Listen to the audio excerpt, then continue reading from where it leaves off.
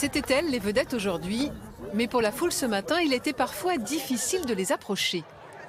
Ces 19 chèvres et boucs ont passé une partie de l'été sur la roche de Vergisson pour la reproduction, mais pas seulement. On a un contrat en fait avec le Grand Site, donc le Conservatoire de Bourgogne, qui s'occupe de toutes les parcelles. Du coup, on est chargé d'entretenir les parcelles, en contrepartie de subventions bien sûr. Donc ce sont des zones protégées, ce sont des terrains non mécanisables, donc le seul moyen d'entretenir, c'est avec les chèvres. Ce matin, elles ont donc quitté la solitude de leur pâturage de 14 hectares pour redescendre dans leur bergerie pour l'hiver. Je recule encore là. Accompagnées de plus de 1000 personnes, pas toujours facile à canaliser. L'événement qui existe depuis près de 20 ans attire chaque année de plus en plus de monde. Qu'est-ce qui te plaît le plus, toi? De les voir, c'est beau, la nature et tout.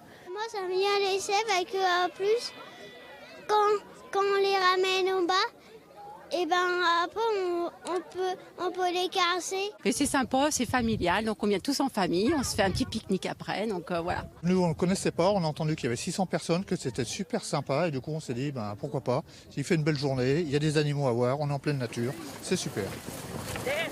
Après une petite demi-heure de marche, c'est l'arrivée au lycée de Davaillé. Les chèvres, pas du tout stressées au milieu d'enfants avides d'attention, devront encore patienter pour retrouver un peu de calme.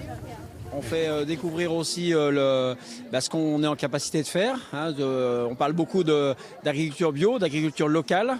Et là, très clairement, ça permet à des enfants de découvrir comment sont produits des fromages, comment sont élevées des chèvres. Et c'est vrai que la chèvre est un animal très sociable, ça fonctionne très bien. Ça fonctionne aussi pour les parents. Le lycée profite de l'occasion pour faire découvrir les productions des établissements agricoles de la région et donner ainsi une image positive de l'agriculture, malmenée parfois par l'actualité.